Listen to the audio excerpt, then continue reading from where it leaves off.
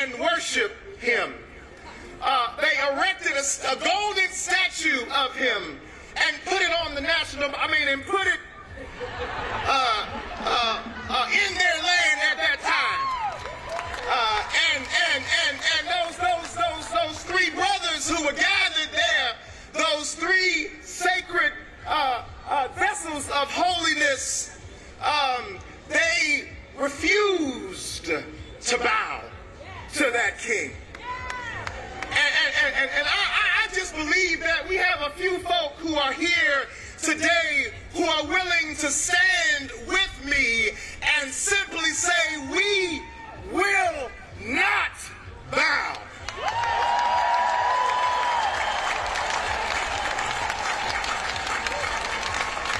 No, we won't bow to any power that traffics in fear and division. We will not bow. We won't bow to an empire or to a regime that believes in separating us by the documentation or the status that we carry or the faith that we witness to or the people that we love or the places that we come from, because our God knows the places that we are going. Our God is not concerned about where we came from. The God I serve takes us wherever we came from and tells us that you are the beloved of God. I encourage you, brothers and sisters, siblings that are gathered here together, look to your right, look to your left. There is a simple principle that I learned from Bishop Desmond Tutu in South Africa, who stood for decades against apartheid. And he simply taught us to look each other in the eye with a principle that we call the Sawubona principle. The Sawubona principle means I see you. And right now I encourage you, siblings that are gathered here, use your eyes. Use your eyes. Look to your left. You don't have to say a word. Look to your right. Embrace that loved one that's there with your eyes and show them, even now as we gather here, I see you. A people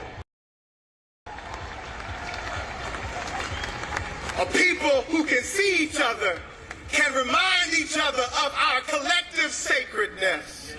A people who can see each other cannot unsee it when our babies are being pulled out of cars on their way to be dropped off at school.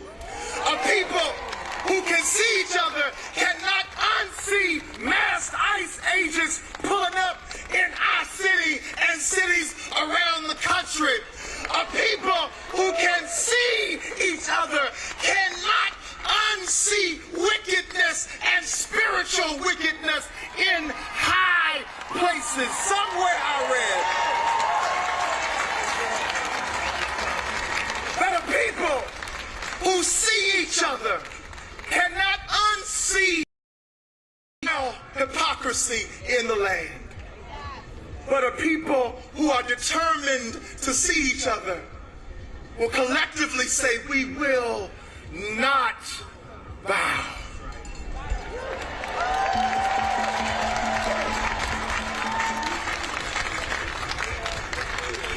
And I can see those three boys standing there, standing in clear defiance to the edict of an unjust ruler. And I can still hear them saying with me, saying with you, saying with people gathered all across this country today, to say that because I see my neighbor, we will not bow. Because I love my neighbor, we will not bow. Because I love my neighbor, we will not. Because greater is the one that's in me than the one that's in the world. I gotta say one name name is Bishop Kenneth Moles. None of you may know who he is. None of you may have never heard his name. But when I was a boy, I was raised in the Baptist church. And every now and then we also slid down the street to Greater Mount Calvary Holy Church. And that means when folk fall out and folk get happy and folk dance all over the church. And there was a man there named Bishop Kenneth Moles. And he simply said these words. He said, because our God is the greatest power, we will not be defeated. And I'll say it again. I know we may not have seen you in Sunday school or Sabbath school or at the mosque or at the temple, but our God is the greatest power. And any kind of religion that is bound up and caught up in fear, any kind of religion that is bound up and caught up in hate, any kind of religion that is not characterized by love, beloved of God, throw it away. Throw it away. Throw it away. But I'm believing that there are people rising up all over this nation. There are people rising up all over this land, this sacred land. I'm believing that there are people rising up all over this world who will not bow to hatred, who will not bow to corruption, who will not bow to hypocrisy, who will not bow to fear, who will not bow to suspicion, who will not bow to political violence, who will not bow to a kind of religion that wants to be close to power but won't empower anybody else. We will not bow.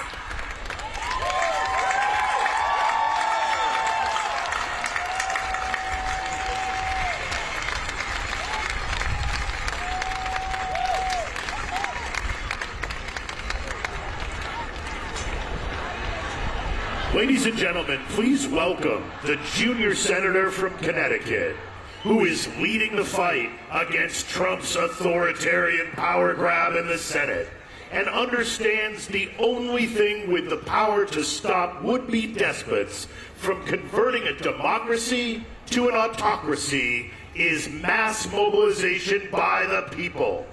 Welcome, Senator Chris Murphy.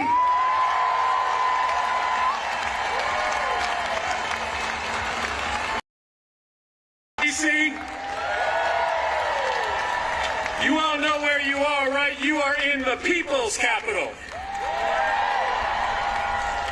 I want to bring you greetings from Connecticut, the state that invented the submarine, the helicopter, the hamburger, the wiffle ball, and Pez. On our license plates, though, there's a very simple statement. It says, Connecticut, the Constitution. We were the first state to adopt our own constitution.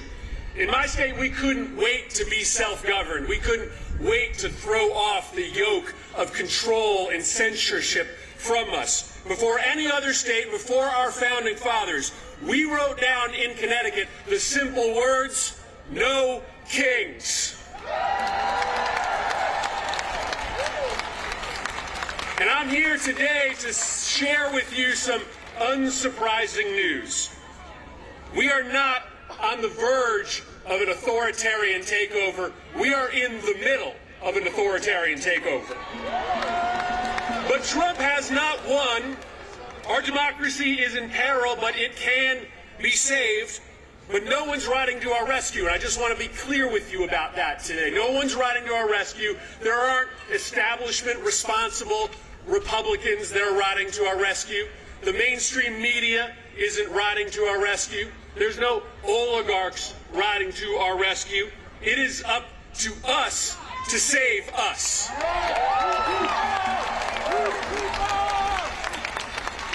recently, when I gave this warning that we are in the middle of that totalitarian takeover, one of my colleagues said, well, you know, be careful. You don't want to scare people, but you guys can handle the truth, right? You guys deserve the truth, right? The truth is that Donald Trump is the most corrupt president in the history of the United States of America. The truth is that he is enacting a detailed step-by-step plan to try to destroy all of the things that protect our democracy: free speech, fair elections, an independent press, the right to peacefully protest. But the truth is also this: he has not won yet. The people still rule in this country.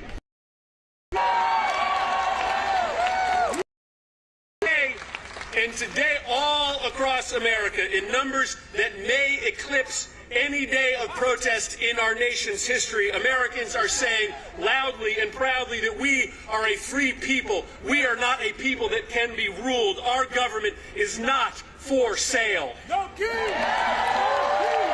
No king! No king!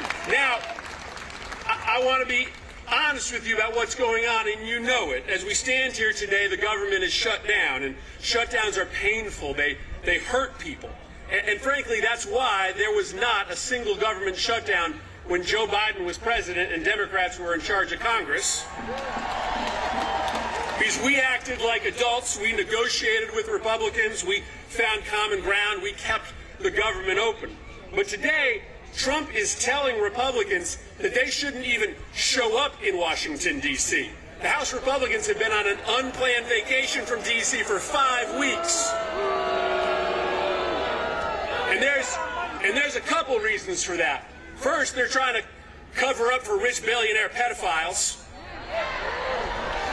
But second, because Trump does think that he's a king, and he thinks that he can act more corruptly when the government is shut down. But he cannot. He doesn't have new powers, extra powers in a shutdown. The President of the United States during a shutdown, or even when the government is open, does not have the power to send masked men into our cities and pull off the streets our peaceful neighbors and throw them into the back of vans and into prisons. He never has that power. Whether it's a shutdown or not, the President of the United States does not have the power to use the FCC and the Department of Justice to censor our speech, to tell us that we cannot speak truth to power when we are protecting our democracy. He never has that power. And let me just say that I'm very proud of my Democratic colleagues who have drawn a line in the sand. And let me just speak for myself for a moment about this shutdown. I will not vote for a budget that throws millions of people off their health care just to pay for a tax cut for billionaires and corporations.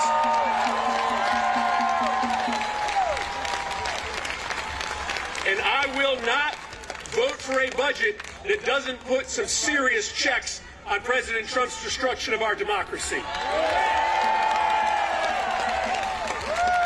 In fact, no Democrat has a moral obligation to vote for a budget that just pays the bills for Donald Trump's political witch hunts.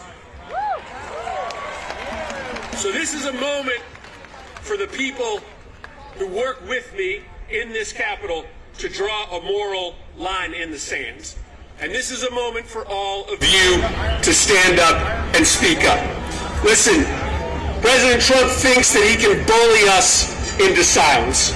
He thinks that he can intimidate us into sitting this fight out.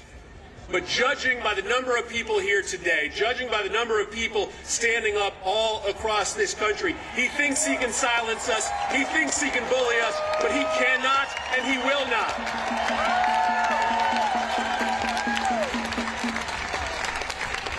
And the last thing I want to say to you is this. It's a simple thing. I get it that when you wake up in the morning, like me, you are filled with anxiousness, with anger about what is happening in this country. But I also want you to feel something else. Because this experiment, 250 years in, this bold, revolutionary experiment of self-governance in a nation that is a melting pot, where we are stronger because our differences from each other, right? That is a miracle that it has lasted for this long. And every single one of us needs to understand that when we wake up every day, we have an obligation, a duty, a responsibility to fight hard to protect that bold experiment. So I wake up every day filled with that same anger and anxiety. But I feel lucky that I am on Earth at a moment where I can stand up on my 2 feet and have something to say about maybe the most defining fight of our lifetime to protect American democracy from ruin. I feel anger and anxiety, but I frankly feel joy that I have something to say and that I can tell my kids and my grandkids that when the moment came, I stood up to protect and save American democracy from ruin. And so you got a lot of awesome speakers here today. I heard a rumor that a guy named Bernie Sanders is in the house. I understand the role that I play. I'm just the opening act for Bernie, all right? But listen, I'm super proud of being here with you. I'm optimistic. I'm bullish about our ability to win this fight, and it's because 400 years ago, in the small but mighty state of Connecticut, we wrote down on a piece of paper a really simple idea. In America, the people rule. In America, there are no kings. Thanks, Washington, D.C. Appreciate it. Go out there and fight for our country.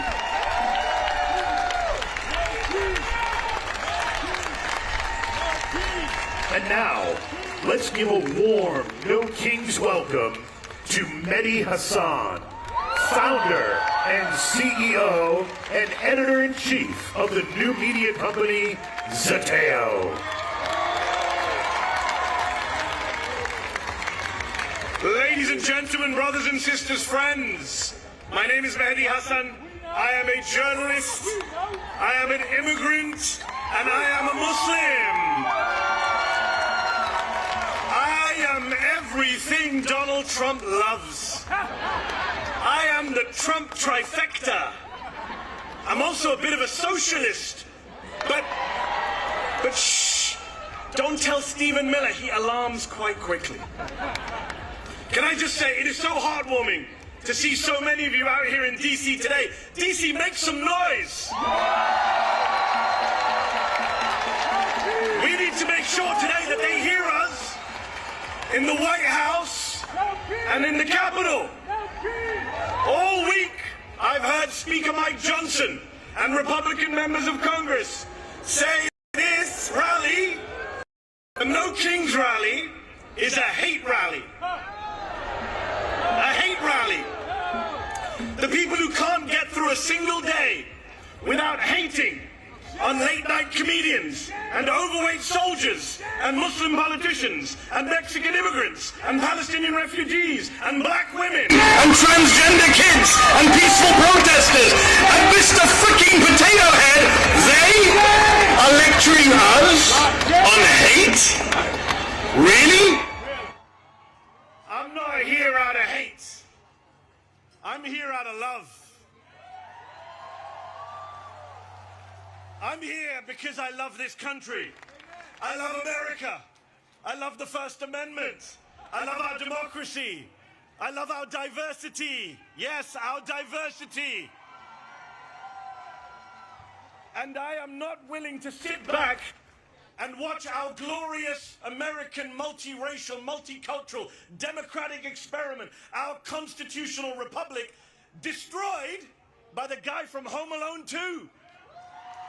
Not gonna do it. Because I did not inherit America. I did not inherit America. I chose America. I wasn't born here. I immigrated here. And we immigrants, we love this country often more than the people who are born here because we chose to move here, live here, swear an oath to the Constitution here, an oath that the guy down the street violates every morning and every night.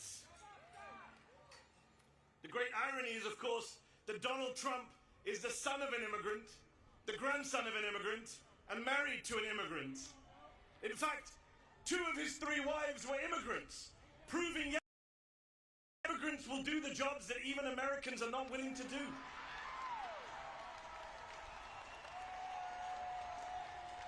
I immigrated here from the United Kingdom. You want to talk about no kings? The UK still has a king. King Charles III. But even he has less gold in his palace than Donald Trump has in the Oval Office right now. Even King Charles has more respect for democratic norms and traditions than the whiny authoritarian man-child trying to send troops into as many blue cities as he can. This is a president who says he wants to be a dictator, but only for a day. Well, we are now 271 days into his wannabe dictatorship. He just went to see the Egyptian President Sisi, who is a military dictator, runs one of the most repressive regimes on earth. And he went there and he said, I want to praise your fantastic leadership and your low crime rates. This is who he loves. This is the autocratic leader he aspires to be. And of course, he was in Egypt hailing his Gaza peace plan, which is a ceasefire, yes, but not a peace plan. Donald Trump, the man who uses Palestinian as a pejorative, as a slur, has no plan for Palestinian freedom, no plan for Palestinian statehood, no plan for justice for the Palestinians who have been massacred and starved and genocided and ethnically cleansed for the past 2 years, including the past 9. Meanwhile, Israel for the past week has violated the ceasefire again and again, killing Palestinians with impunity. Yesterday they killed 7 Palestinian children during the ceasefire. There is no peace in the Middle East because, as Dr. King said, peace is not just the absence of violence, it is the presence of justice. So these are dark times. Genocide abroad, fascism at home. Which is why it's so crucial that we gather, we organize, we rally like this. We mobilize, we pluralize, we bring people into the tent. We register voters, we defend voters, we become voters if we're not already. And you know, they say we don't reach out to the other side.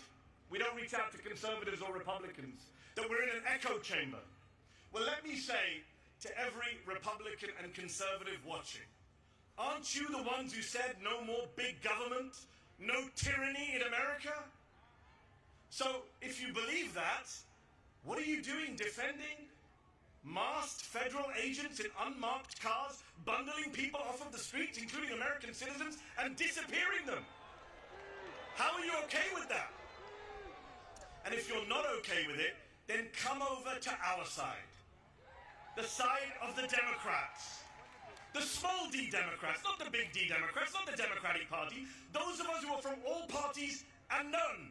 But those of us who care about saving America so that we can get to our 250th birthday and still be free when we reach 250 years. Come over to our side. The side of no crowns, no thrones, no kings. The side of freedom, of liberty, of the Constitution. The First Amendment, the Fourth Amendment, the 14th Amendment, the 22nd Amendment, which says 2 terms means 2 terms.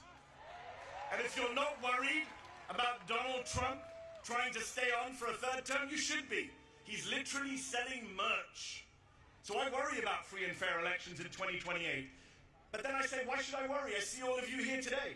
What is there to worry about? We here today are not spectators. We are citizens. We are not bystanders, we are proud and patriotic Americans. And we Americans, we the people, will not allow our country to be taken over by demagogues and dictators. We will not stand for it. So let me ask you this. I need to hear you.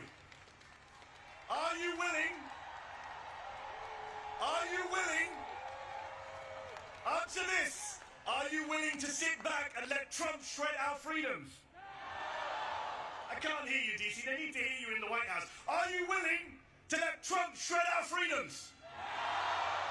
Are you willing to sit back and bend the knee to fascists and white supremacists? Are you willing to be the Americans on whose watch democracy died? Good, because people power is our last line of defense. Remember this, Donald Trump has never, ever, not in 3 elections, won a majority of the vote. Never. And I'll say this to you.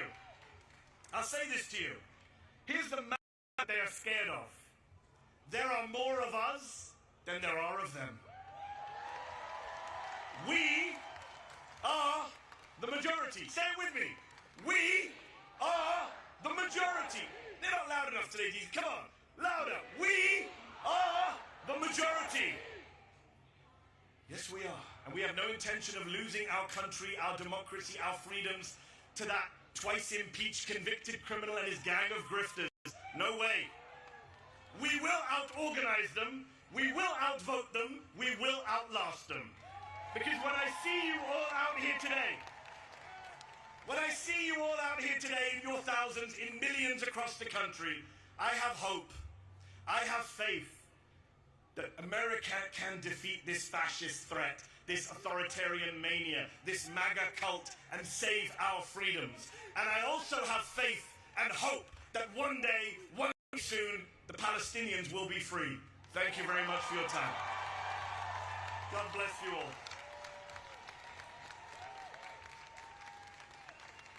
Ladies and gentlemen, let's give a warm Washington, D.C. welcome to Deirdre Schiefling, Chief Political and Advocacy Officer of the American Civil Liberties Union, who leads the ACLU's policy, campaigns, and organizing work to fight for civil rights and liberties nationwide. And Sarah Parker, Executive Director of Voices of Florida. Hello, everyone. Hello, DC. Woo! You look so beautiful. I wish you could see yourselves from here. You look amazing. You look powerful. I'm Deirdre Schiefling. I'm the Chief Political and Advocacy Officer for the ACLU, the American Civil Liberties Union, and a proud Washingtonian. I'm so thrilled to be here with you, my community, today, doing the most patriotic and American thing that we can do.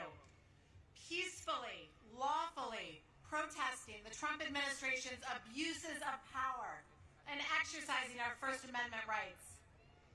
After all, our country has a 250-year-old history of disagreeing in public, and we are not about to stop now. For more than 100 years, the ACLU has defended our country's freedom, especially the First Amendment freedom of speech. It's not just our opinion that everyone is entitled to their beliefs without fear of punishment. It's in our country's Constitution. It's the cornerstone of our democracy. Our basic American freedoms are not something that any president can take away from us. So why is Trump trying? What is he so afraid of? This moment is so much bigger than a political disagreement. It's about standing up for our rights and the future of democracy. The democracy we want is a country of freedom, a country of equals, a country of due process and laws that apply to everyone.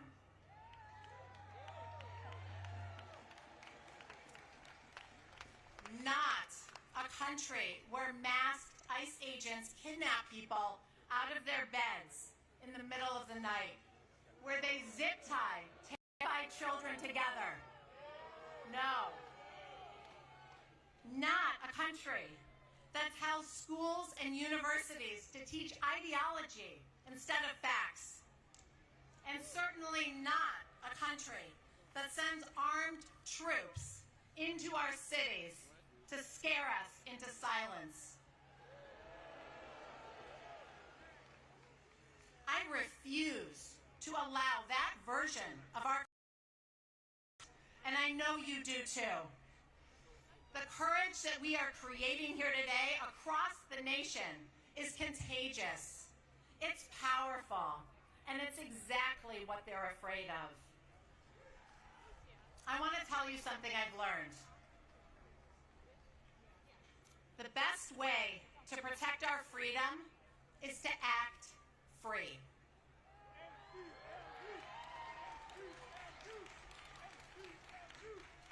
I was in my hometown of Buffalo, New York, a couple months ago. a new billboard up from the Buffalo Public Library. It said, "Free people read freely." Free people read freely. 4 words. I was so struck by the simplicity and the power of that statement, and by the fact that the public library felt the need to make it. Free people read freely. They think freely. They protest freely. They act free. The best way to protect our freedom is to act free. Thank you for doing that today. Thank you for your courage. It's powerful and it's contagious. We live in a democracy and we are going to act free. And with that, I'll turn it over to Sarah Parker.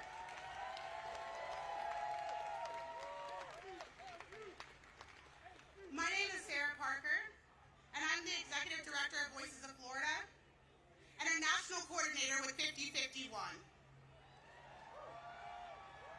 But most importantly, I am a Southern Black woman, a proud Floridian, and a mother. I was taught to speak up for what's right and to stand against injustice, to place my little hands over my heart and to believe liberty and justice for all meant something real. But what I once believed America was is being crushed under the boot of this administration. I should be at home with my children, raising them to believe in the promise of this country, not standing here demanding the rights that should never have been up for debate. I am honored to be here today, but this is not what I dreamed of. I never dreamed I'd be standing on a stage like this while millions of people are forced to march and protest peacefully in the streets because we refuse to stand by while this country slips into the iron grip of authoritarianism. And I ask this administration now, when we say with liberty and justice for all, who is all to this administration? Because this administration has made it painfully clear. It sure as hell ain't the people who need access to abortion care. It damn sure ain't the people and their families being ripped apart by deportation and kidnapped in the dead of night. It's not our LGBTQ communities and BIPOC communities being criminalized just for existing. And it damn sure ain't the people marching for justice while the National Guard is unleashed on peaceful protesters in their own streets. Contrary to popular belief, the fabric of this country wasn't woven by oligarchs, corporations, or power-hungry politicians. It was stitched together by workers, by immigrants, by Black and brown communities, by women, by queer folks, and by people who refuse to stay quiet in the face of injustice. This movement was made by the people. This movement, No Kings, was named by the people. This movement is the people.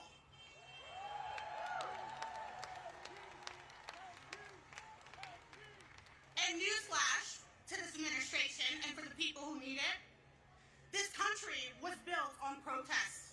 And some of the most important changes in our history happened because everyday Americans just like us. And now, those in power are trying to unravel it thread by thread, taking away rights, stripping away dignity, rewriting what freedom actually means. They've tried to silence us with fear.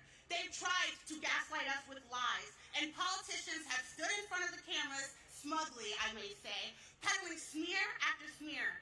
Because it's easier for them to smear the American people than to recognize what they're doing to this country. And where I come from, we call that cowardice.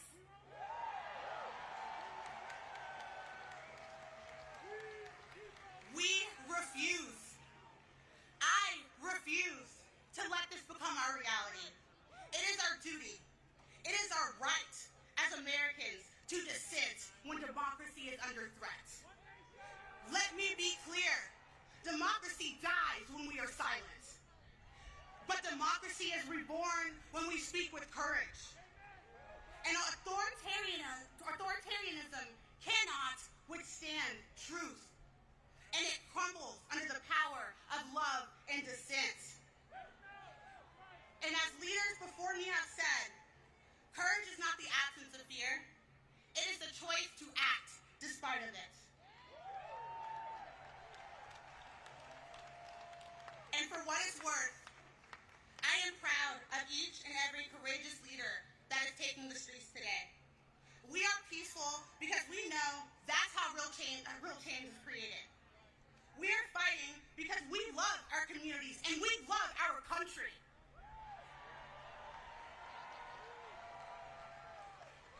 We are using our voices because it is an American right.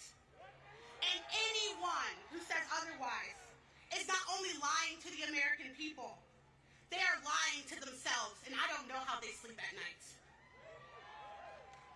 And like we say in the South, a hit dog will holler, and I'm hearing a lot of hollering come from the Capitol building.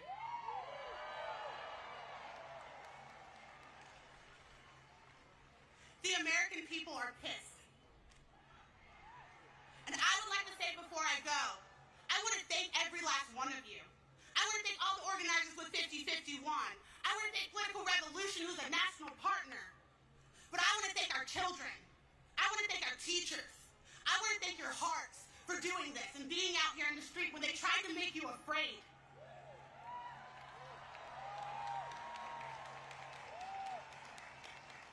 The message today will be crystal clear and they won't be able to ignore it.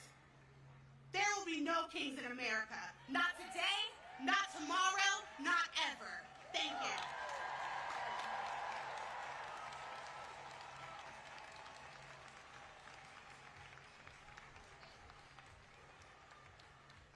Please welcome to our stage Oliver Marino from Immigrant Legal Resource Center and member of El Colectivo de Familias Migrantes, and Afeni Evans, community organizer with the Fair Budget Coalition.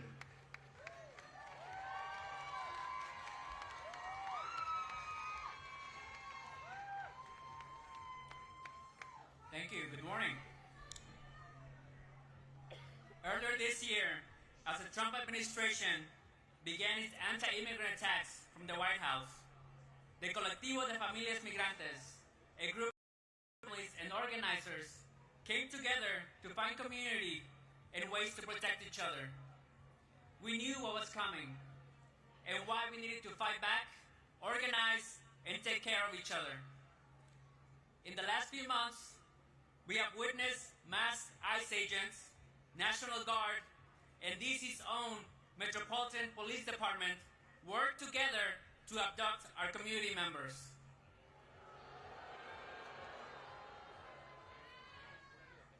People have been detained while going to work, at local parks, in front of schools.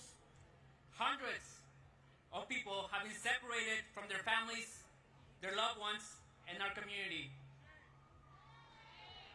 This is still happening.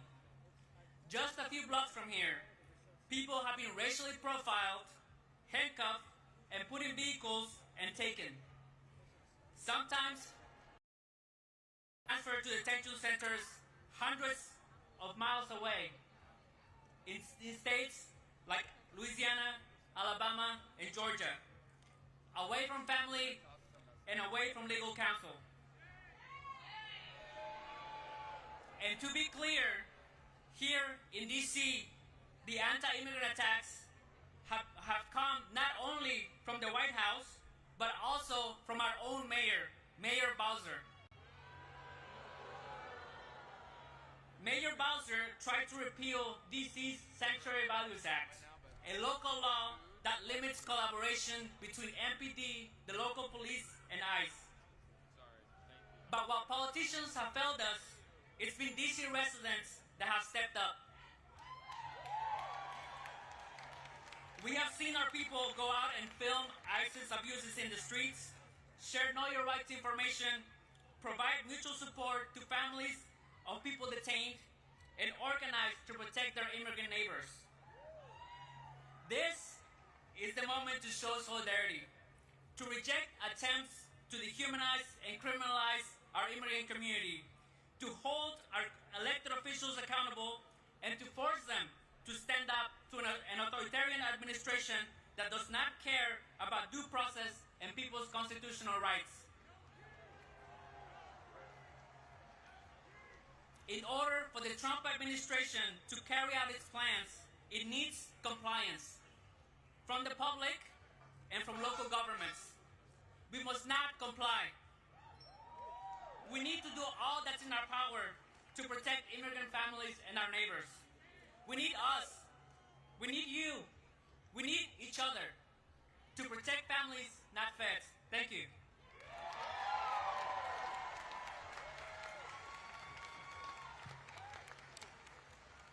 Peace, y'all. My name is Afeni, and I'm a community organizer with the Fair Budget Coalition here in D.C. And this is my appeal. In 1792, when the French monarchy was abolished, the people established a new republic. When that one didn't quite work out, it was a military dictatorship, yikes. It was abolished in 1848, and a second republic was established. But that one didn't quite fit. So their third republic was erected in 1870. That republic didn't smell right, though. So they tried a fourth republic in 1946. And the republic that we are witnessing right now in France was established in 1958. My fellow Americans, I'm here to tell you that the social contract in this country has been broken. Decades of movement work, progress, and struggle have been wiped out by Christian nationalists who seek dominion over every aspect of our lives. Long before I started terrorizing our streets, the police were gunning down black people in their homes, their cars, and in the streets in front of their communities. The construction of cop cities and the strengthening police state have threatened our urban centers for years. This current escalation in state violence is nothing more than an extension that the violence that marginalized communities have been bearing the brunt of. This republic was sold as our American dream.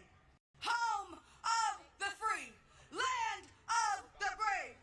Yet, it has produced the outcome that we are currently experiencing. A system that edifies oligarchs and creates false monarchs. The society that we live in is what got us here. It is what brought us to this fever pitch. But we do not have to stay here. Now, more than ever, we need to reimagine a society that holds all of our humanity to the highest priority. We need a humane economy. We need well-funded public education. We need affordable housing and health care that does not bankrupt families that are just trying to get by. We need strategic youth investment in music, arts, and recreation. Our children need access to full, clean water and fresh food. In this moment, we need community, we need compassion, we need love and radical imagination, and most importantly, we need each other. Because the social contract has been broken, but we, the people, must revive it.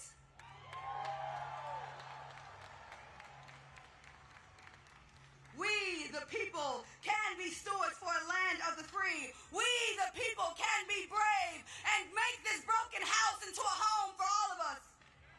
Because we are the source of power in this country. Our labor, our taxes, and our faith keep this system going. So we must have the revolutionary hope that collectively we, the powerful people, have the capacity to create something better.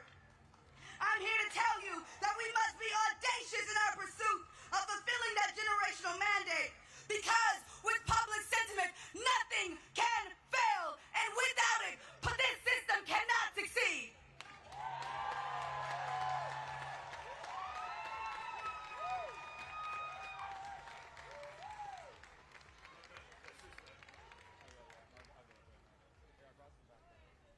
now welcome to the Snow King stage, an American science educator, engineer, comedian, television presenter, inventor, keynote speaker, and author. He is a respected champion of scientific literacy who has challenged opponents of evidence-based education and policy on climate change, evolution, and critical thinking. Please welcome Bill Nye, the Science Guy.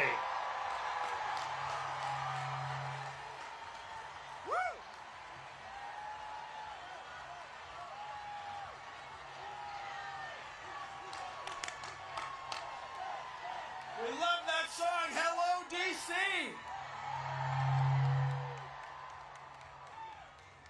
Fellow citizens, it is wonderful to see so many of us out here today. We are here for the same reason our ancestors gathered here in 1776. We want our government to run without a king. Our government is based on ideas embodied in the Constitution. Among other remarkable features, it guarantees our freedom to speak, as we're doing here today.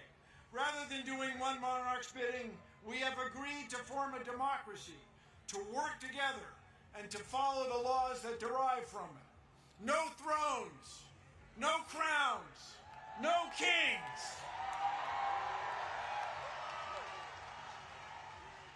As many of you know, I am a native Washingtonian. I grew up here within the city boundaries.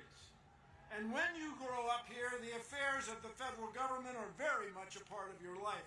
I remember well sitting on my father's shoulders and waving to astronauts as we as a nation celebrated their accomplishments back in 1964. In 1964, that was the first year my parents could vote for president as citizens of the District of Columbia. We still do not have voting representation in the district. Someday, perhaps. I remember well Martin Luther King's dream and Resurrection City, the plywood structures on the National Mall erected to house protesters who came to town demanding equal rights and opportunities, barely a month after Dr. King had been assassinated. I remember well the Vietnam War. The mall was shoulder to shoulder, much as it is today. Traffic stopped citywide.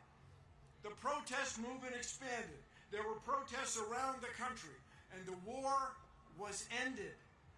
We are protesting in the same fashion today.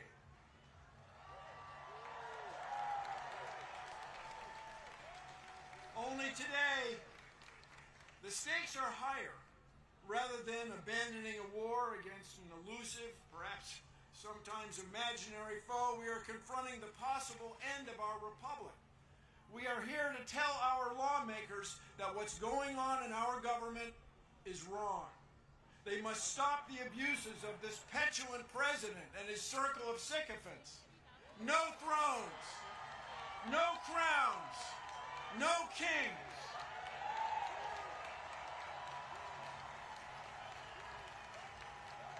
This president and his associates cannot tolerate dissent. To them, our free speech is frightening. They are arresting people and denying due process in courts. They tried to silence television hosts. They're trying to fire indict civil servants, prosecutors, judges, even their own cabinet members. But in this land, these sorts of actions are not new. In 1776, our ancestors had had enough. They declared independence from a king by means of a document stored safely right over there on Constitution Avenue in the National Archives. Although it was conceived 249 years ago, the Declaration of Independence describes a train of abuses connected with an absolute authority, a king with absolute power. No thrones, no crowns, no kings. Their king had refused to honor the law. Their king had refused to let lawmakers be elected. The king had made court judges dependent on his will. They cited the king sending, quote, swarms of officers to harass our people. Their language referred to, quote, cruelty and faithlessness scarcely paralleled in the most barbarous of ages. Their king was trying to, quote, render the military independent and superior to civil power. Our founders even censured King George for cutting off trade with all parts of the world. Did these actions sound familiar? 249 years later, no crowns, no thrones, no king. In short, the founders believed their king was, in their words, quote, totally unworthy to be the head of a civilized nation. No thrones, no crowns, no kings. Although the United Nations has been the world's leader, and although the United States has been the world's leader in science for decades, this president even failed to accept scientific facts. Contrary to Article 1, Section 8 of the Constitution, they do not promote the progress of science. They suppress it to the detriment of our health, well-being, and international competitiveness. It is a formula for failure. How did we get here? It hasn't been one instance of abuse of the power of executive order by this president. It hasn't been just one twist in a court ruling. Instead, it has been years in the making. Enabled by this president, a group of Confederates has worked together to undo many of our traditions and understandings of fairness and of citizens' rights. And they've done this through an odd legal tactic to overwhelm our court system with legal game after legal game, trying to hold or impound money secretly in order to let legal deadlines pass, to pretend that people they don't know, different backgrounds, are somehow not quite citizens and not worthy of respect under the law. No thrones, no crowns, no kings. Let us now raise our voices. We are here demanding a return to the rule of law. Let the world know that we will suffer no king. We will put the United States to lead the world in fair governance. Together, no thrones, no crowns, no kings. Thank you all. Let's change the world.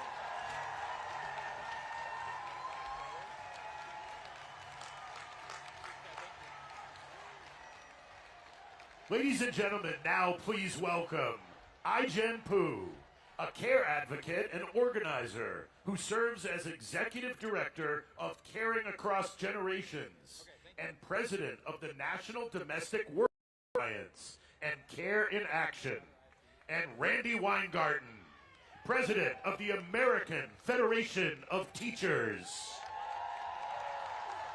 Hello, DC! Let me hear you say no kings! I'm so proud to share the stage today with my brilliant friend and sister hero, Randy Weingarten. And I bring greetings from the great city of Chicago. And I bring love from the caregivers all over this country, caregivers and workers who guard the safety and well-being of our children and enable the dignity and agency of older people and disabled people in our lives all over this country.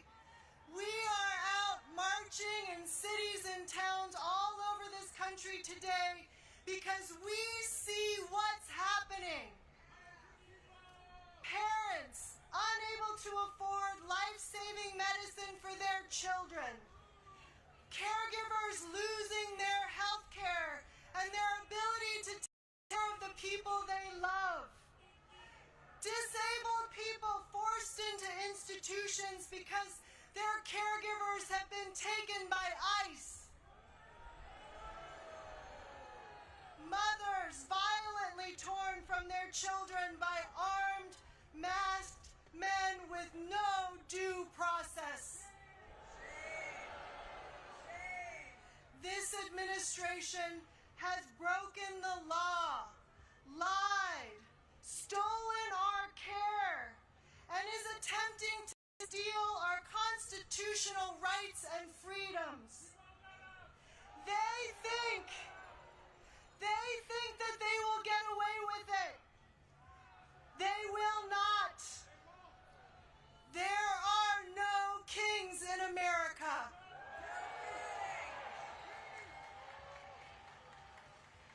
And you know what else I see? I see parents, caregivers, and teachers working together to make sure that immigrant children can go to school safely. I see unions and families organizing together and winning. In states like Michigan, where 32,000 home care workers just won a union. And in New Mexico, where child care is now free for everyone who needs it. It's the bravery of everyday people coming together to protect each other, to push for a good life for our families in America. We can win. We are the caring majority, and we are greater than the cruelty of wannabe kings. So let's remember the strength of our numbers today. Let's remember that we are not alone. We are the caring majority. And let us continue to be brave. Are you with me? Yeah. Are you with me?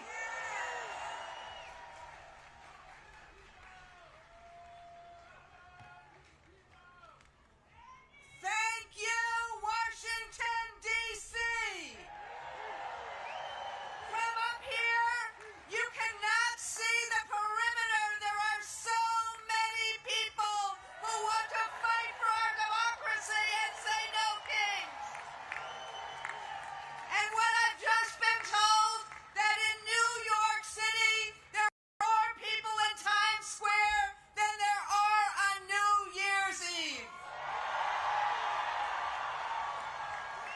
I want to thank my colleague and friend and sister, Ajen, for all of her advocacy.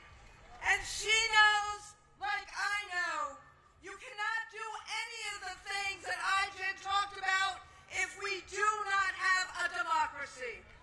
And today, we are saying we are fighting for our democracy. We in the labor movement are fighting for a democracy and a voice in it so we can secure a better life for all working people. All of God's children. Better wages, affordable health care and child care, good schools for children, and a secure retirement. Tell me, what is radical about all of that? But today, I speak not only as the leader, proud leader of a 1.8 million member union of people who make a difference in the lives of others, but I speak as a teacher, a high school social studies teacher. Yes, let's hear it for the teachers of America. A teacher who taught students about the Constitution and its underlying principle, we the people. We the people of a country that is governed by the rule of law, not the rule of one man.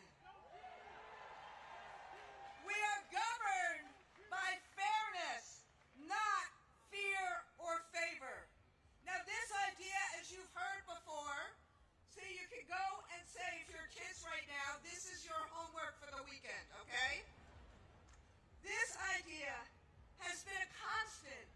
249 years since the Declaration of Independence, and the notion made famous by the Gettysburg Address of a government by, for, and of the people. Say it again. By, for, and of the people. Now, we know the founders were not perfect, but they had one abiding principle, and that is and was that we as a nation should never, ever again be ruled by a tyrant or a king.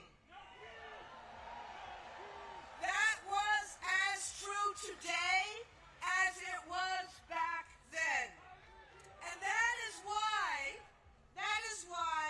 millions of people today from all walks of life are turning out at these thousands of events. Republicans, Democrats, independents, black, brown, white, this 68-year-old Jewish baby boomer, Muslim small business owners, Christian Gen Zers. This is, as Anjan said, we are the majority of America. And what do we want? What do we want? We want the promise of America for everyone. We want a voice in our future. We are standing up in peaceful, patriotic protest, just like our founders called out. No thrones, no crowns, no kings. We are standing up because we don't want our streets militarized. We don't want our neighbors disappeared by masked Asians. We don't want our colleges forced to sign loyalty oaths. We don't want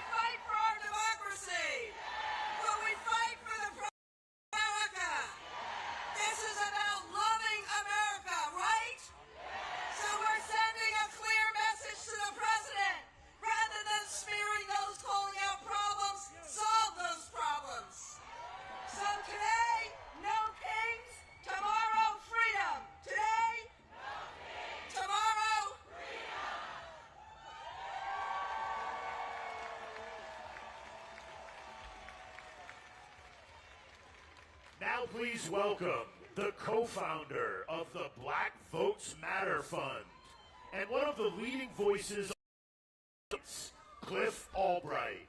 He is joined by 10th grader Zion, a youth student advocate from the Trigger Project. Good afternoon, everyone.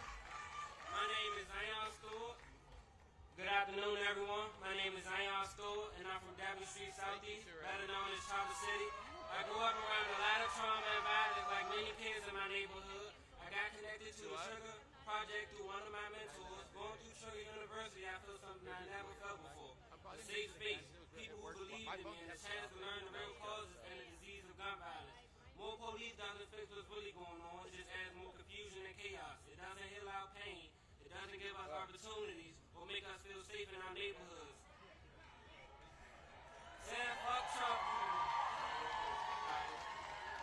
Saying fuck Trump or fuck ICE will be what he expects from me, but that's not what we need. What we need is prevention, support, and spaces where black youth can thrive. If every home had the support it needed, if every community member was emotionally aware and mentally healthy, if schools didn't push us towards the prison pipeline, and if the city invested in me before the first time I was profiled, we wouldn't be here.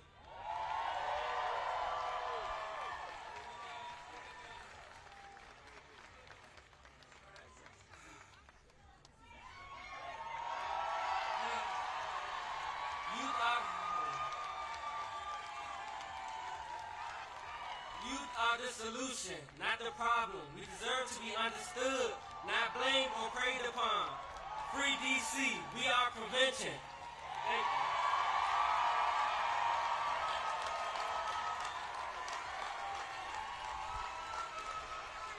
Go give it up again for Zion.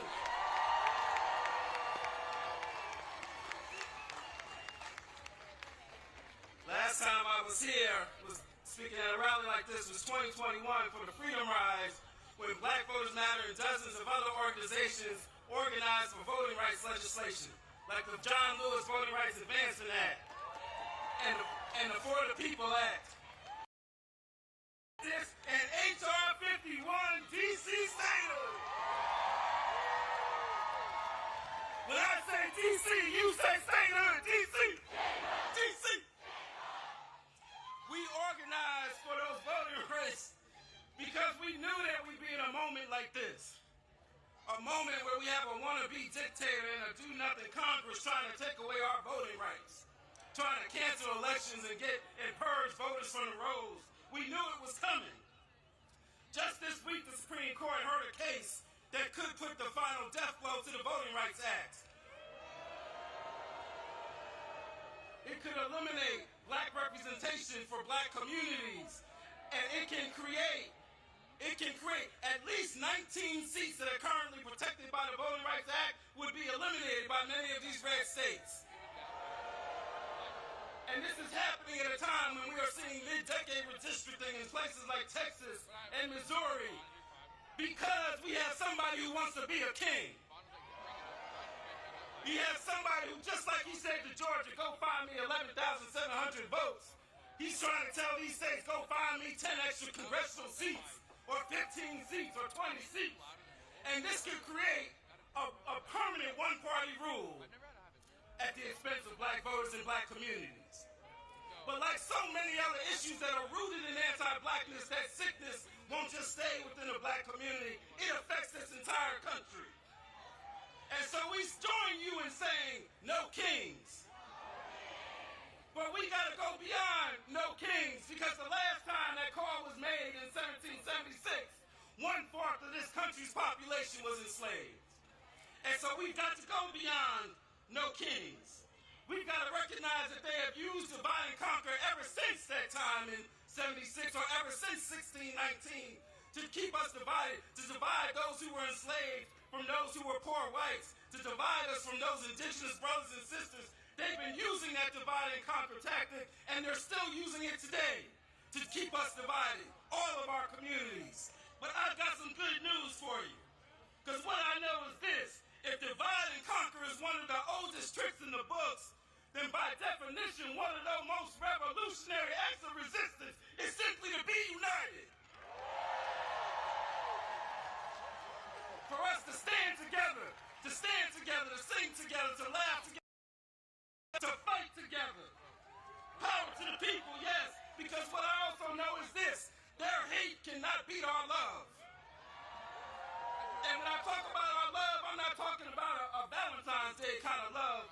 I'm talking about a radical love. I'm talking about you might have to flip over the money changers tables.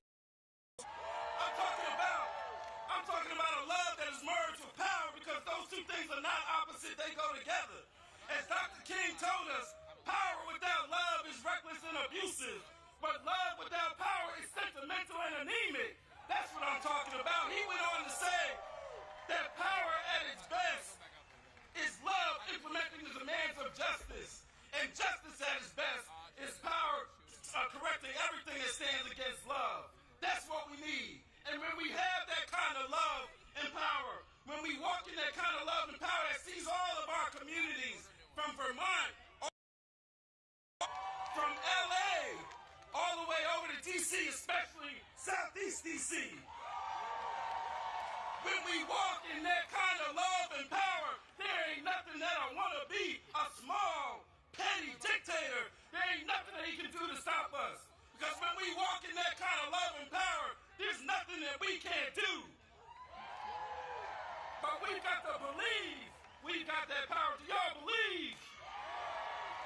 Do you believe? Let me hear you say, I believe. Let me hear you say it with all your heart, from the depths of your soul. Say, I believe. Let me see you put a fist up and say it so loud that the wannabe small man in the White House can hear you say, I believe. And when we believe, then we will truly build the society that we want. And that society will have no kings. Thank y'all.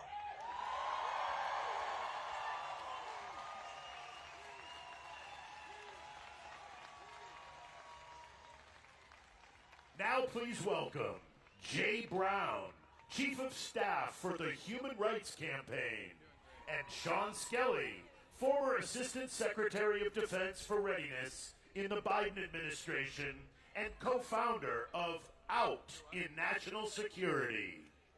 Hello, D.C. My name is Jay Brown, and I'm with the Human Rights Campaign, the nation's largest LGBTQ civil rights organization in the country. And I'm here today as a proud transgender American. I'm here to say this is my country too. You know, like so many of you, I came here today with my family and friends. My twin sister is somewhere out there in that crowd of people. And growing up, she fit the mold of what people expected. You could say I broke the mold, but our parents loved us just the same. You know, we didn't know anybody transgender. We didn't even know the word.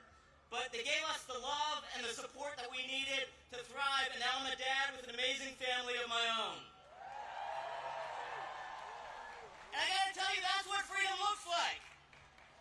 The freedom to live, and to be, and to raise our families as we see fit. But this president, he has a darker vision for America. One where our families are told how to parent their children. Where our doctors are forced to forego their oaths to do no harm.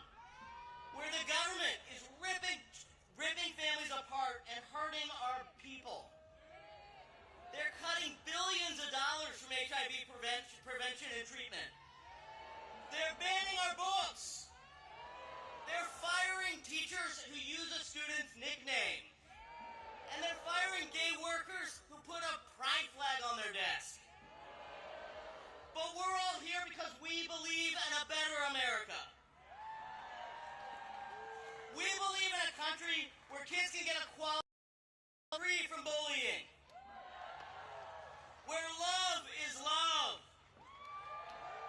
Where freedom is afforded to all and not reserved for the wealthy few. That is America at its greatest. That is our America. And on behalf of HRC's 3.6 million members and supporters, I'm here to say that America does not and will not ever have a king. The truth is, no one rally is going to save us. No court ruling, no single election will save us. We have to save ourselves.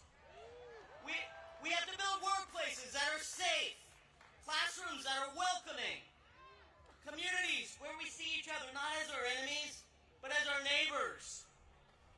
And we must always resist the temptation to believe only in the worst of this country. That's what he wants. He wants us to be defeated. Are we going to be defeated? No. He wants us to be silent. Are we going to be silent? No. He wants us to be scared. Are we scared? No. You know, we have the power to build a better tomorrow. LGBTQ plus people, we live in every zip code and are from every background. We were born here and we immigrated here. We come from red families and from blue families. And we are here to say that this is our America too. No one knows that better. No one knows that better than my friend and a tireless public servant who's on stage with me today. A true patriot who knows the cost of freedom. I'm proud to pass the mic to former Assistant Secretary of Defense for Readiness and our HRC board member, Sean Skelly.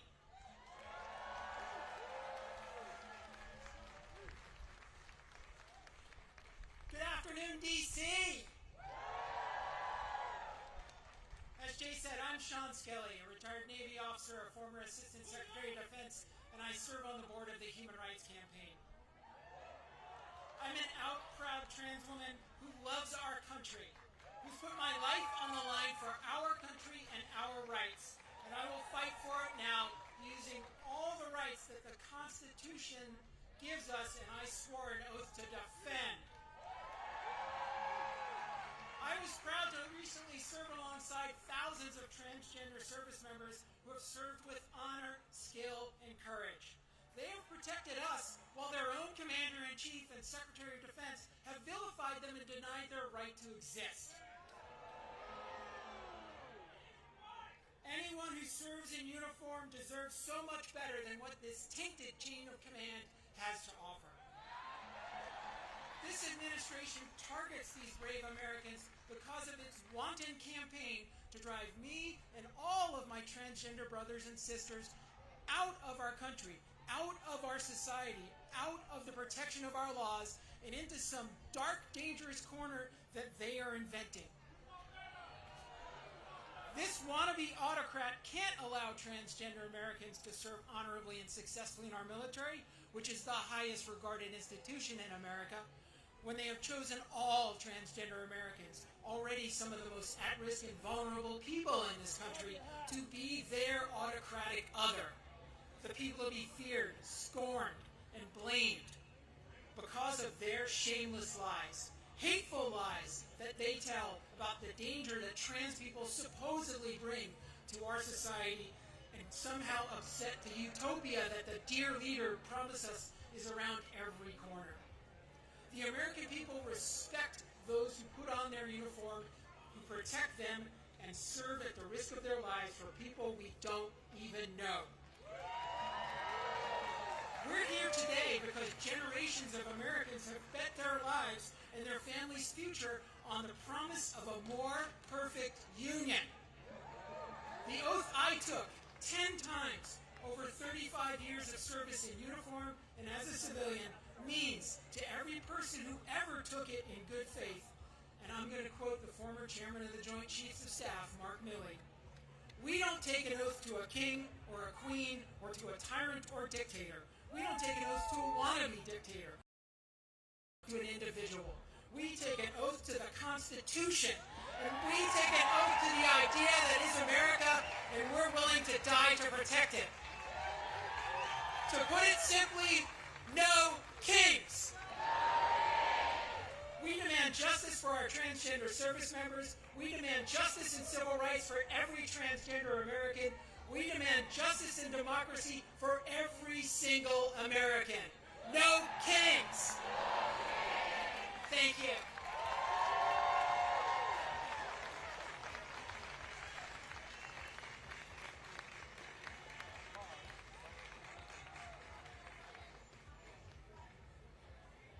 And now, please welcome to the stage, Mehdi Taylor, Executive Director of Harriet's Wildest Dream, and Kaya Chatterjee, Executive Director of Free DC.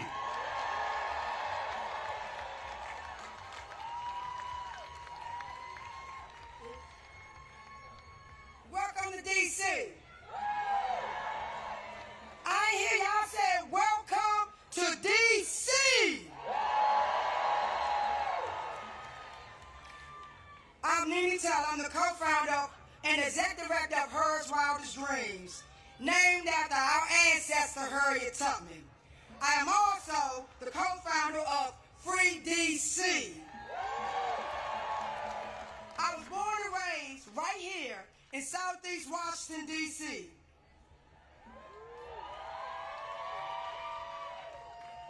As many of you know, we are in a state of grief for the loss of our freedom fighter, Assata Shakur. We honor her life, her courage, and her teaching. She told us that we need a revolution of the mind and a revolution of the heart. These words still lead me, because this work begins in how we show up for one another, how we care for one another, and how we show up for one another. Washington, D.C. is a black home. We come here to Washington, D.C. That is what you came here to Washington, D.C. That's what you stepping in. Home built by black hands, held together by black love, guarded by generations who refuse to leave. The people of D.C. have been teaching, protecting, and fighting for this city long before most of you start paying attention. We have been living and breathing the consequences of racist policies, displacement, and over-policing since post-Civil War. We have been demanding and calling for D.C. to become a state. We need D.C. statehood now. D.C. statehood now. D.C. statehood now. On Monday, our freedom watchers were up at the D.C. courts until the cell block closed 2 o'clock in the morning. They were watching hearing after hearing after hearing of our neighbors being kidnapped over the weekend. We also have 300,000 black women who have been fired in the last few months. Most of those are federal workers right here in the district. And we just listened to lawyers argue at the Supreme Court that fixing the system to make it fair for black people somehow harms white people. This is what we're up against. This is what we are up against. Black people freedom is being threatened by a felon democracy and have been punched by white fragile supremacy. Here in D.C., we have been organizing, protecting, and building long before cameras arrived. If you want to help, listen to those who have been doing this work before Trump became in office, before all of this came to play. Listen to the ones that's been on the ground ever since 400 years ago. I see all of you right here, and y'all see me. All of the applauses, and yet, when you all called to meet, when I call you to meet impacted black people, where will you be? Ask yourself, where will you be? Will our movements need funding? Where will you be? When you are invited to teach, to share your skills, to support, strategize, and to defend black people in public, where will you be? That's about what you do when you are called forward. Community is responsibility, structure, and work. It's both a noun and a verb. It's the people and it's the people in motion. It is how we build safety for each other. It's how we keep us safe. Who keep us safe? Who keep us safe? Black people have been carrying the moral weight of this world for generations. We have stood in the gap for early fight against oppression, from Palestine to right here in D.C., because we believe everyone deserves to be free. We are not free until all of us are free. And I'm going to leave you. Hasan taught me once again, weapons of mass destruction and weapons of mass love. She said it's not enough to change the system, we must change ourselves. That kind of change requires that we hold the line for one another. Protest black people in public and in private. I see you. I see your faces, just like you see mine. Will you tomorrow? When I see you tomorrow, when I see you next month, when more of our rights are being stripped, and more of our black bodies are put in cages. Don't watch from the shadows. I charge you. I charge you to be on the front lines. I charge you to fight. And we will not end with because the day won't end with this stage when the stage come down and the cameras leave. And the fight for our collective liberation is not contained to this presidio of the media attention today. So again, ask yourself, where will you be? My charge is you don't comply. I want you to say no to the kings. We call them oppressors. And I want you to help us to free the land, to free the people, and free us all, and free D.C. Free D.C. Free D.C. Free D.C. Free D.C.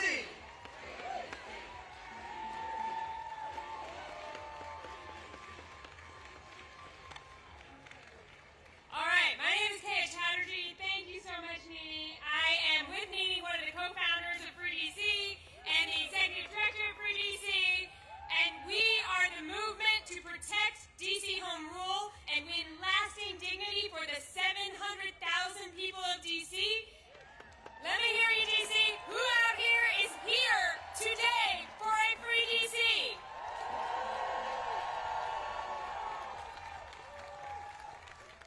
So DC needs to be free because what we are doing here today, right now, would not be possible otherwise. This president wants to silence dissent. He wants to silence protest. He wants to do that everywhere, and we saw him try to do that this week. President Trump and his allies lied about this very event that we are attending right now. He tried to get us all to stay away from here. But did we do that? Our right to protest is important everywhere, really it is, but there is nowhere that it is more important than here, in the capital of the country. We know what authoritarian rulers do. Authoritarians, they try to prevent dissent in the capital.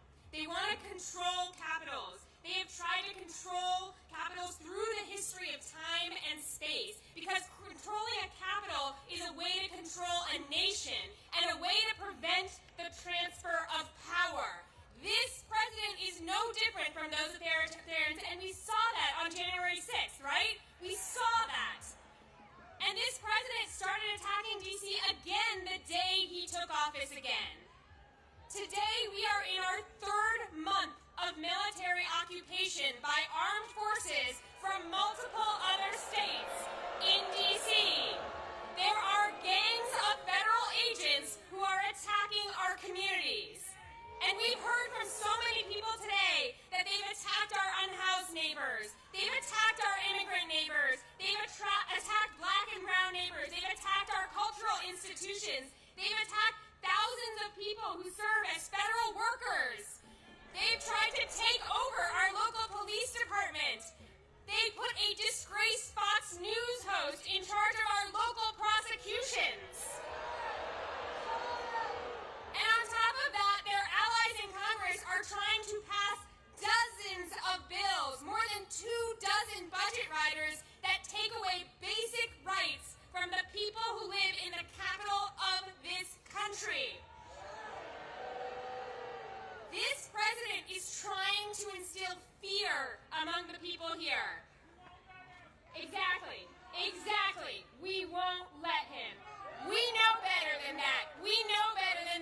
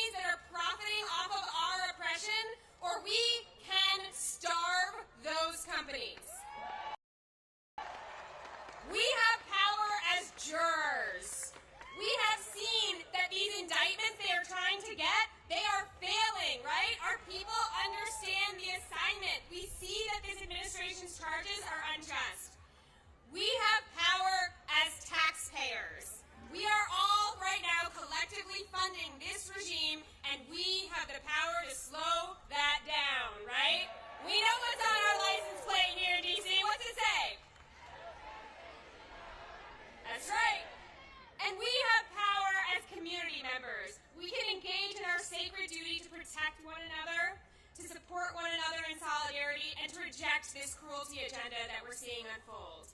And if those are things that you want to be a part of and you aren't already, come find the Free DC action tents. They're over to the right. I know it's like so crowded you can't even see where I'm waving here, but they're in John Marshall Park over to the right, and you can join the effort and the power it takes to win. We're also at freedcproject.org. What we have seen over the last 10 months is that every single time they attack us, if we respond, we grow stronger. Every time they attack us, we grow more united, we grow our people, and we grow our resolve, and we learn what it takes to take them down. We're building unity, we're building power, and we are going to demand full power over our local money, our DC National Guard, our local laws, and ultimately, yes, we will be admitted as the 51st state of the United States of America. It is not going to be Canada, it's not going to be England, it's going to be DC. And our entire national democracy will always be at risk until that happens, until we actually protect the capital of this country. That means that everyone across this country needs a free DC. From Ward 1 to Ward 8, from Los Angeles to Chicago, from Memphis to Portland, we are more united now than we have ever been. We are united against deploying the military against our people. We are united against attacks on our democracy, and we are united against this agenda of cruelty that we are seeing unfold before our eyes. Together, we, the people here today, and all our friends we organized, we're going to bring it to an end. Free DC! Free DC! Free DC! Free DC! Free DC! Free DC!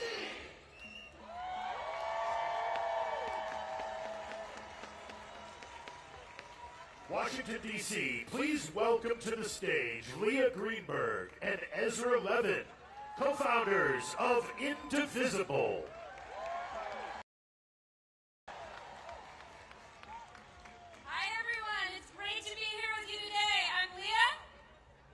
Leah's husband.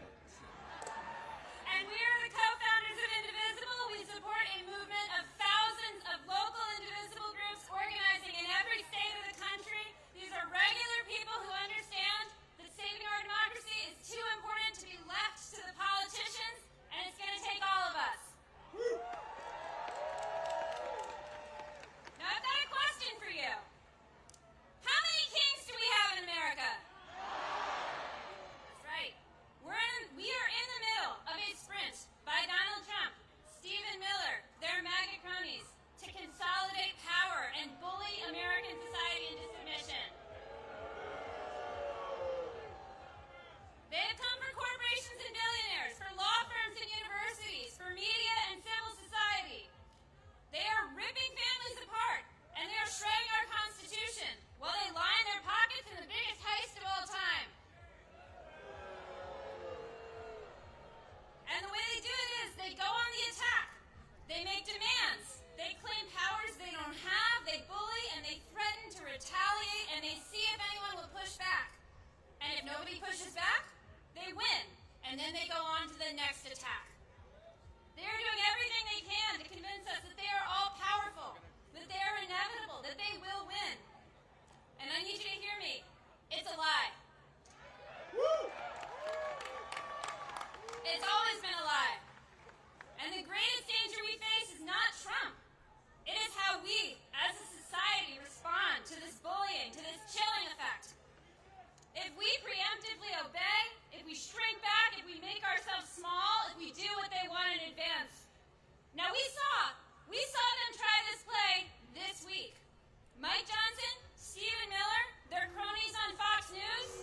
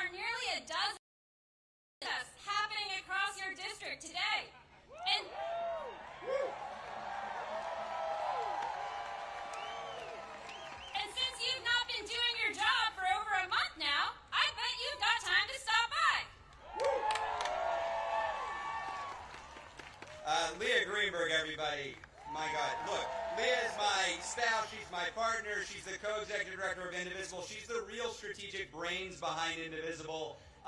We are indebted to her for her strategic vision. I'm biased, but I think we all agree.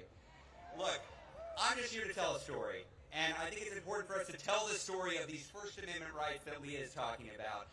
And this story I want to tell is about the first No Kings Day. Who here was at the first No Kings Day? Whoa. No, I don't think y'all were there.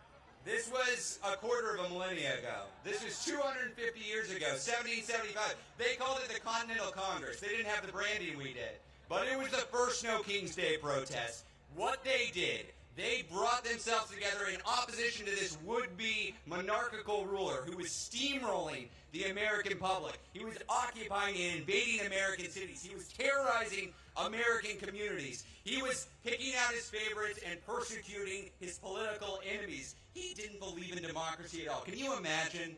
Can you imagine such a ruler over America? It was bleak. It was bleak. So what did our fellow Americans do? They put together a No Kings rally to give us a constitution. That's what they did. That's our history. Whose history? Whose history? Whose history? Look, this is a big experiment in self-government. A government of, by, and for the people. Nobody here is under the illusion that this was a perfect union. That's not what we created. This was a compromise of rich men, of white men, of slaveholding men. But this imperfect union that they put together, it also gave us some fundamental rights to make it more perfect. Who has been using those rights? The abolitionists, the suffragists, the heroes of the civil rights movement, the leaders at Stonewall, the leaders in the Dreamer movement, and all of us here. All of us here. Whose rights? Our rights. Whose rights? Our rights. Ben Franklin, that lovely Benny, what did he say? Benny told us all, when asked what they had created, he said, a republic if you can keep it. Who's going to keep this? Who's keeping this republic? That's right. We love this country enough to demand more of it. You know who doesn't want us to make any demands? This regime. The tech fascists, the billionaire backers, they want us lazy and pliant and docile. They want us alone and afraid and powerless. Are we powerless? Are we alone? Damn right we're not. As I stand here today, Elon Musk, remember that guy? He's out of the White House. Jimmy Kimmel, back on air. And for the last week, this regime has been quaking in its jackboots at the thought of 200,000 people in D.C. outside the Capitol where Mike Johnson isn't working and hasn't been for the last month. You know what it turns out? It turns out that we're braver than the billionaires. Who's braver than the billionaires? Who's braver than the billionaires? This is my favorite part, folks. I get to name some names. Jeff Bezos, who took a respected pro-democracy institution that had the slogan of democracy dies in the darkness, and he turned the slogan into corruption, capitulation, cowardice, shame. Mark Benioff, y'all see this guy in the news, the head of Salesforce, who is welcoming troops into San Francisco? This guy who is begging to give artificial intelligence to ICE to triple their size? Shame. Daniel Ek, y'all don't know who Daniel Ek is, do you?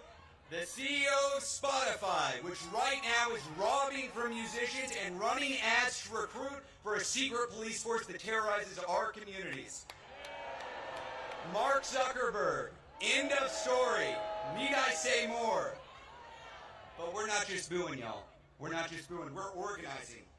This is a movement of everyone in this country who is taking a side. We are taking a side. It is a time to choose that side. Are you on the side of the MAGA forces, of the Nazis, of the billionaires? Hell no. So I ask businesses, universities, churches, which side are you on? We're on the people's side. Which side? Look, nobody on this stage has told you there's no need to have fear. We see what this regime is doing. We see them rattling their sabers. We see them sending troops into communities. We see them zip-tying children and dragging them out of apartments. We see this. This movement, The 200,000 of us here, this movement is not a fearless movement, it's better than that, it's a brave movement. The other side wants to suppress dissent, kill free speech, and come after their opponents. We're not here because we're fearless, we're here because we're better than fear. We're braver than billionaires, and we're bigger than ever before. We're going to win this, y'all, because we believe, as all Americans believe, we don't do kings here. How many kings? How many kings? Now, we had a little bit of extra time in the program, and a guy in Vermont with some ideas about this wanted to come up. So let's have him out.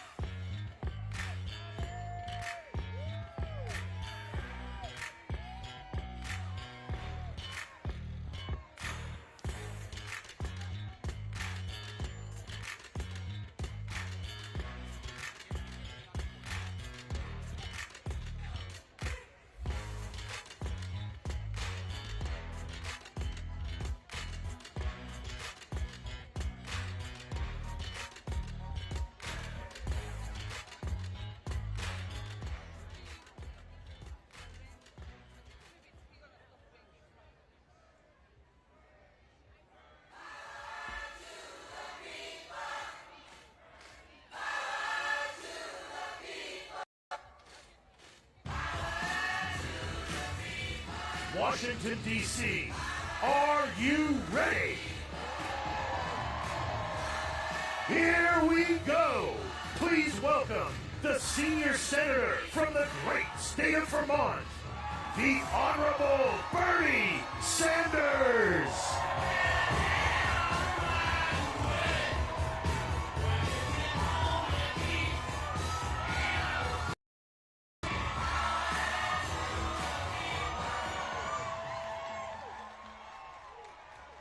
Thank you, Washington.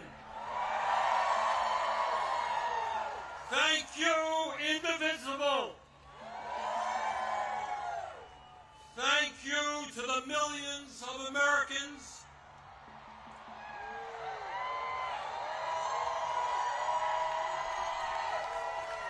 from our smallest towns to our largest cities in every state in our country who are gathering today at thousands of rallies.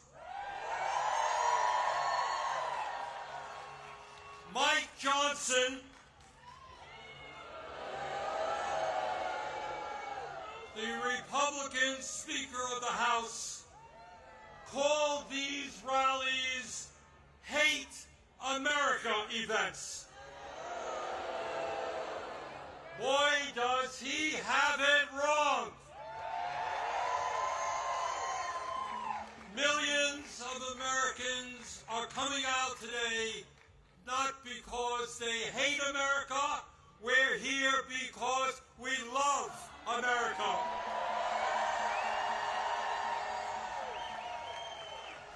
We're here because we're going to do everything we can to honor the sacrifices of millions of men and women who, over the last 250 years, fought and sometimes died to defend our democracy and our freedoms. In 1776, with extraordinary courage, the founders of our country announced to the world that they would no longer be ruled by the King of England, a king who had absolute power over their lives. They demanded freedom. And to bring that about, they fought a bloody war against the British Empire and the most powerful military in the world. Tens of thousands of Americans died in that 8-year war, but our forefathers fought on and they won.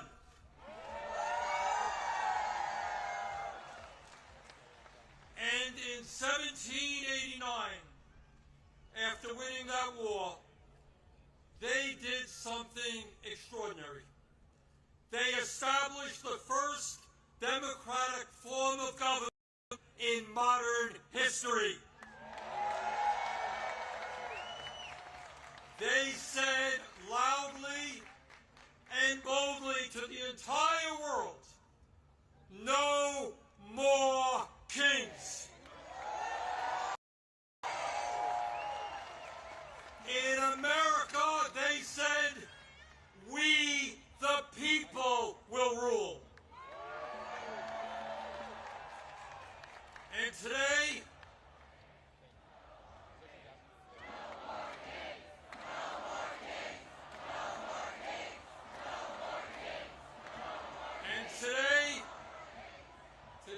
in the year 2025, in this dangerous moment in American history, our message is exactly the same. No, President Trump, we don't want you or any other king to rule us. Thank you very much, but we will maintain our democratic form of society. We will not move toward authoritarianism in America. We, the people, will rule.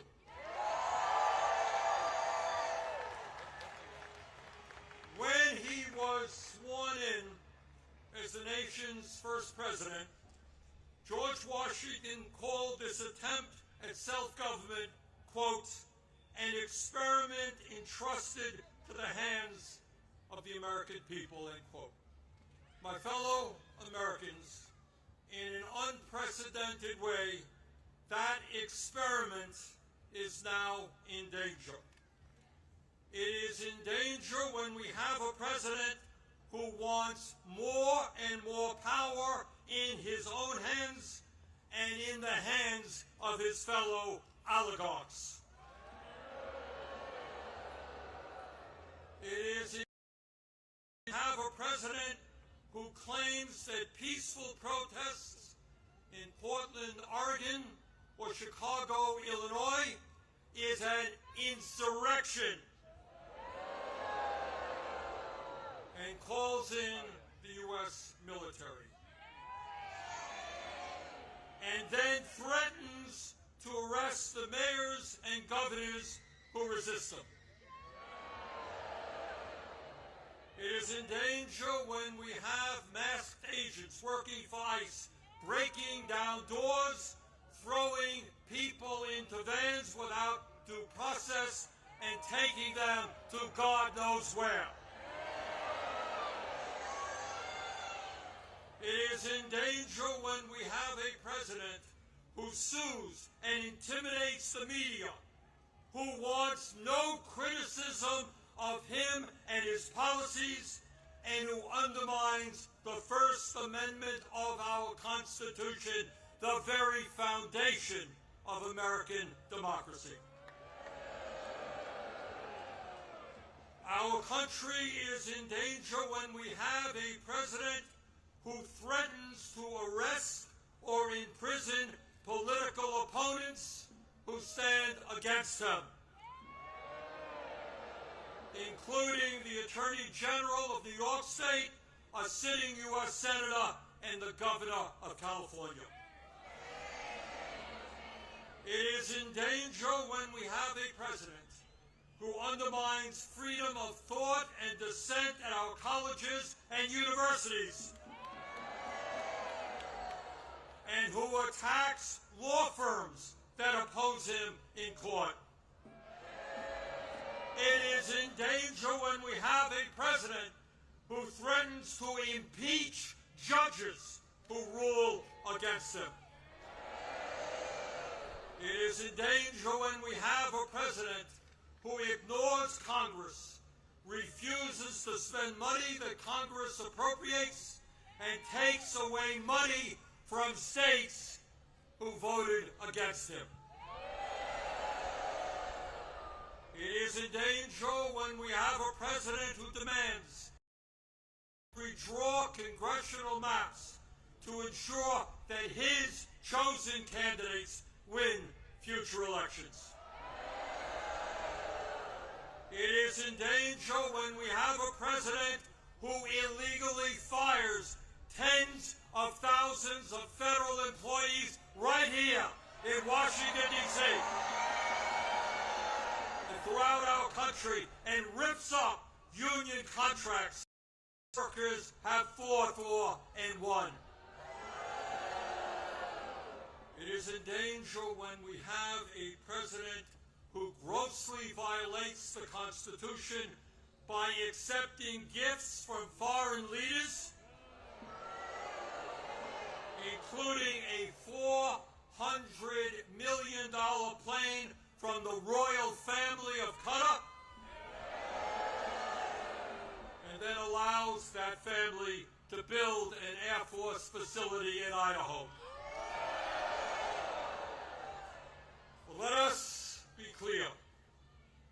This moment is not just about one man's greed, one man's corruption, or one man's contempt for the Constitution. This is about a handful of the wealthiest people on earth who, in their insatiable greed, have hijacked our economy and our political system in order to enrich themselves at the expense of working families throughout this country. Yes, I am talking about Elon Musk, Jeff Bezos, Mark Zuckerberg, and the other multi-billionaires who were sitting right behind Trump when he was inaugurated. Remember that? The very same billionaires who funded his campaign, who have bestowed gifts upon him, and who have seen huge increases in their wealth and power since Trump took office. Yes, I am talking about the insanity of one person, Mr. Musk, owning more wealth than the bottom 52% of American households. I'm talking about the incredible injustice of the top 1% in America now owning more wealth than the bottom 93%. I'm talking about the richest people in America becoming much, much richer, while 60% of our people live paycheck to paycheck, struggling every day to pay their rent and mortgages, pay for child care and education, pay for their health care and prescription drugs, afford decent quality food for their kids, and maybe, just maybe, put aside a few bucks for their retirements. I am talking about our nation, the richest country in the history of the world, having the highest rate of childhood and senior poverty of almost any major country on earth. I am talking about our great nation, having 85 million Americans uninsured or underinsured, and 800,000 people who are homeless, including people a few blocks from here. All the while Mr. Musk is on his way to becoming a trillionaire.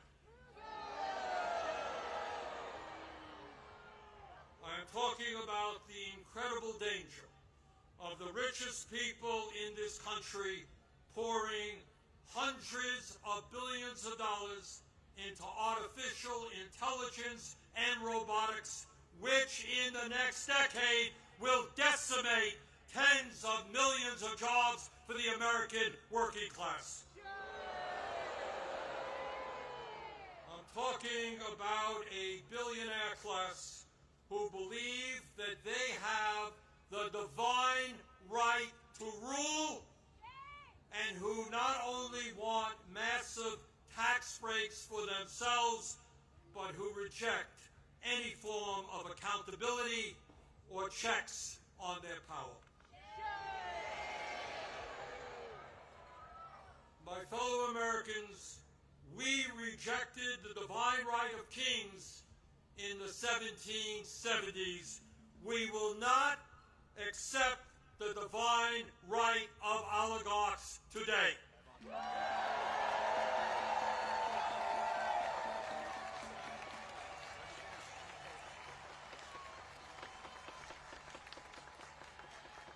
And now let's take a look, brief look, at where we are today. Where we are today on the 18th day of a government shutdown, which is depriving millions of federal employees of the paychecks they desperately need and deserve. Let me cut to the chase and tell you exactly what this shutdown is all about. As a result of Trump's big, beautiful, disgraceful bill,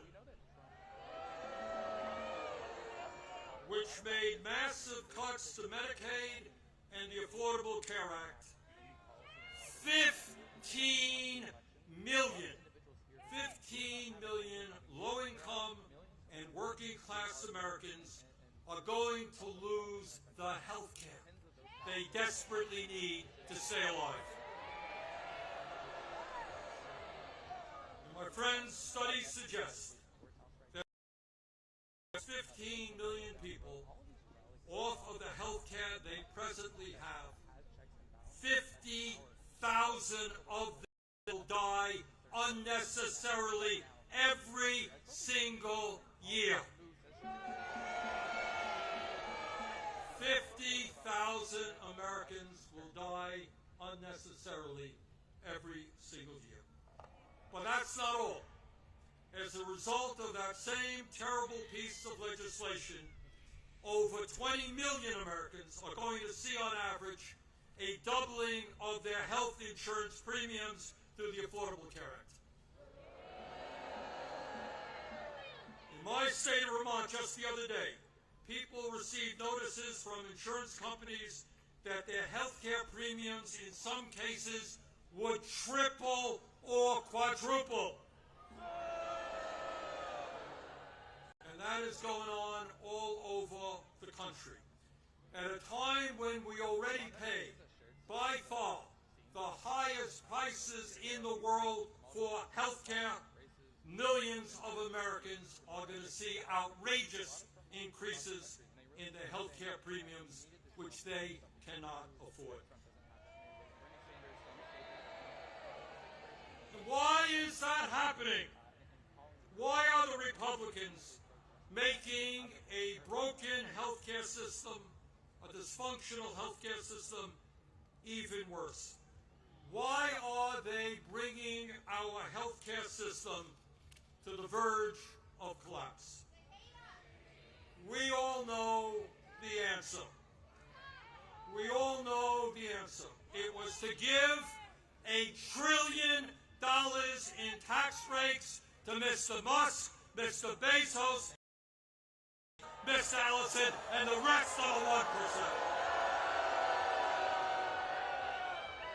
$1 trillion in cuts to Medicaid, and the ACA $1 trillion in tax breaks for the 1%. That, my fellow Americans, is what this shutdown is all about. And let me be as clear as I can be. No, I will not vote for a budget that throws 15 million Americans off their health care.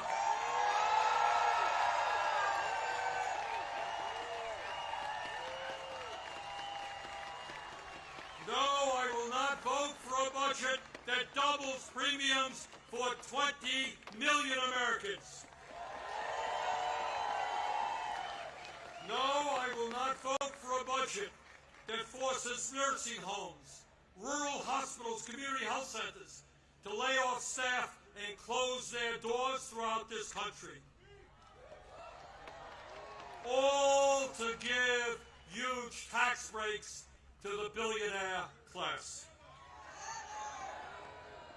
So today, right now, I say to my Republican colleagues, come back from your month vacation.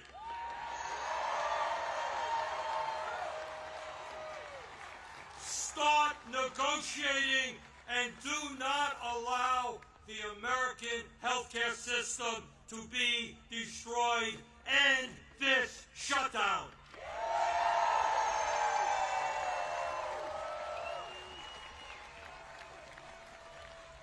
My fellow Americans, we are the greatest country in the history of the world. And when we stand together and don't allow demagogues to divide, there is nothing that we cannot accomplish.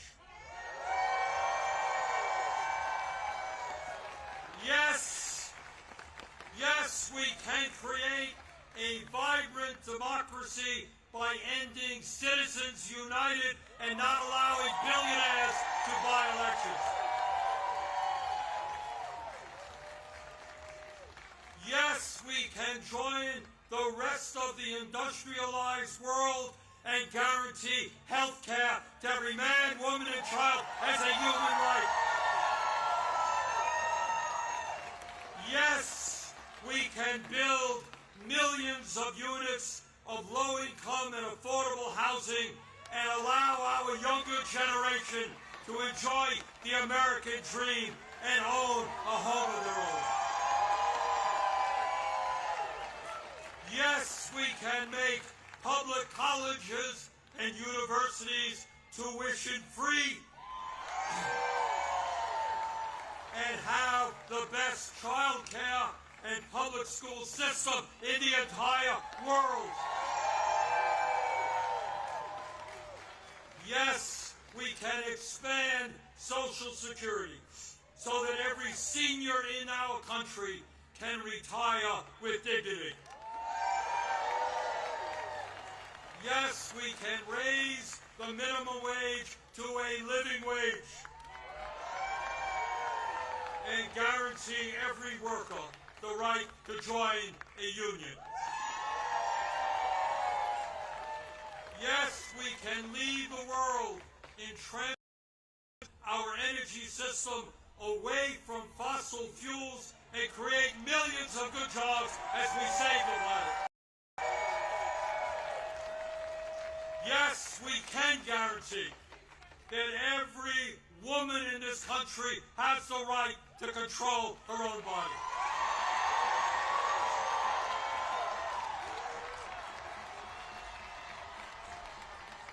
Yes, we can have a policy that guarantees that never again will American taxpayer dollars be used to starve children in Gaza or any place else?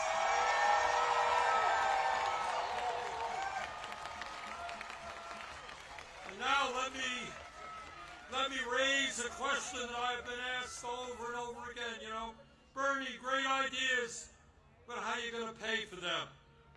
Great question. Thanks for asking. And here is the answer.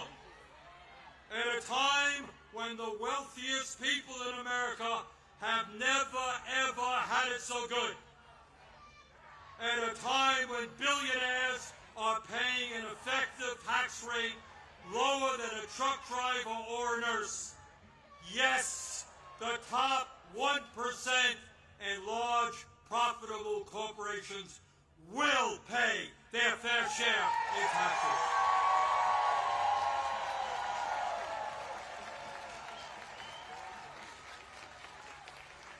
My fellow Americans, the establishment, including the corporate media and many of my colleagues in Congress, want you to believe that you are powerless. They want you to believe that you cannot change the status quo. But that is a lie. Throughout the history of our country, when Americans have stood up and fought for justice, they have prevailed.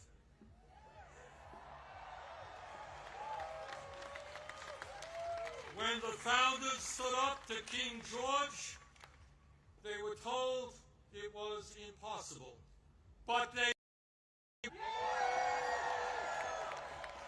when abolitionists fought to end slavery, they were told it was impossible. But they won.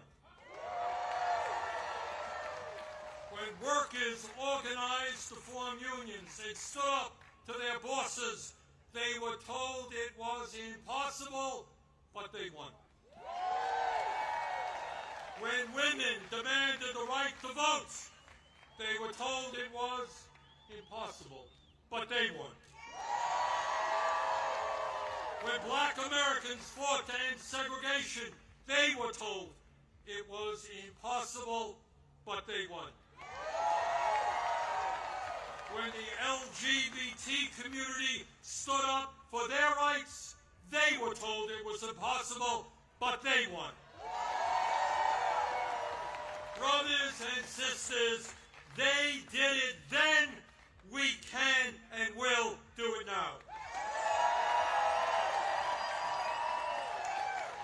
And how do I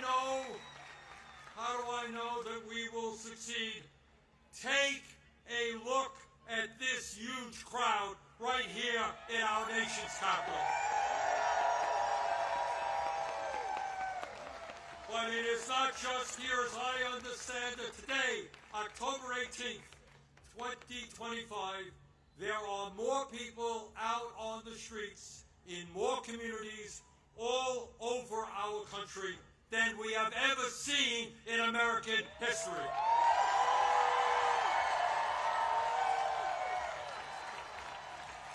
Brothers and sisters, this is not the end. This is just the beginning.